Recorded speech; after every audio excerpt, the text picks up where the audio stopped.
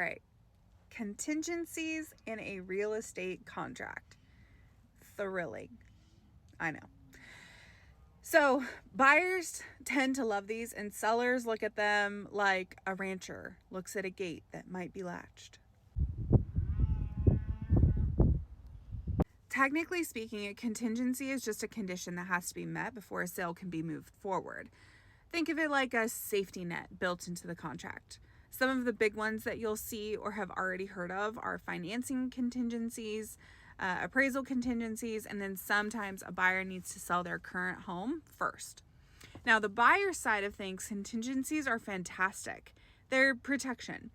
For example, if the bank suddenly decides that they're feeling a little less generous than they were last Tuesday, a financing contingency lets you exit the deal without losing your earnest money. If the appraisal comes in $40,000 under the contracted price, an appraisal contingency gives you the opportunity to renegotiate or politely back away.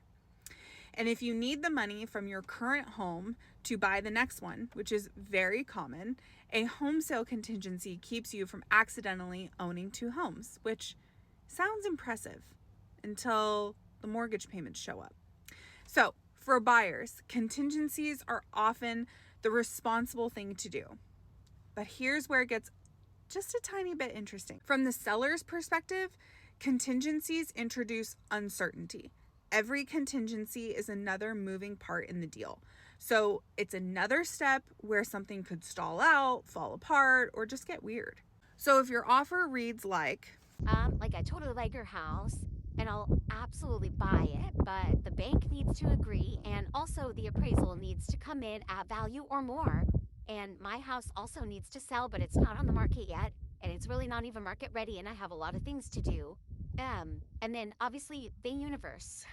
a seller is going to think, okay, so this is less of a commitment and more of a series of possibilities, which is why in competitive markets, offers with fewer contingencies sometimes win, even if they're not the highest price.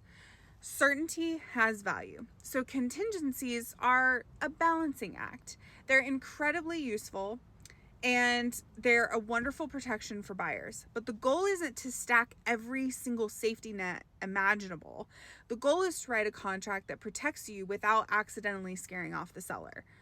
Real estate, like most things, works best somewhere in the middle.